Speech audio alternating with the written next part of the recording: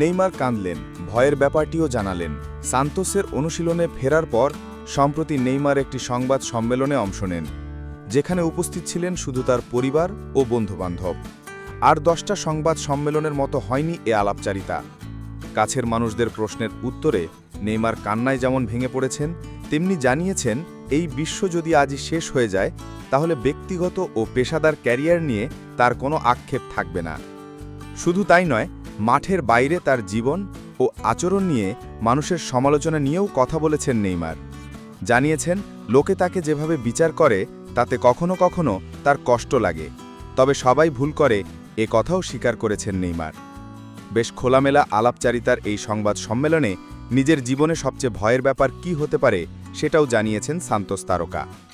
জীবন নিয়ে নেইমারের একটাই ভয়, এমন কোনো অসুখে পড়লেন যেটাই ভুগে তার স্মৃতিশক্তি হারিয়ে গেল। নেইমারের ভাষায়, আমার একটাই ভয়, এমন কোনো অসুখ হলো যেটাই ভুগে সবকিছু ভুলে গেলাম। স্মৃতিশক্তি হারানো এটাই আমার একমাত্র ভয়। ভুলে গেলাম কে আমি, আমার গল্প কি, লিগ্যাসি কি, সারা জীবন যাদের সঙ্গে চলেছি তাদেরও ভুলে যাওয়া, এই একটি ভয়ই পাই আমি। নেইমার আরও ব্যাখ্যা করলেন, লোকে আমি আমার বন্ধুবান্ধব ও পরিবার ও বাবাকে নিয়ে বাজে কিছু বললে মাঝে মধ্যে মেনে নিতে কষ্ট হয়। সবার সঙ্গে সাক্ষাতে এমন কিছু শুনতে হয় যেটা ভালো না, খারাপ লাগে। যারা আমাকে জানে না এবং যারা শুধু ফুটবল নিয়ে কথা বলে না কিন্তু ব্যক্তি আমিকে নিয়েও বলে, আমি জানি আমি ভালো মানুষ।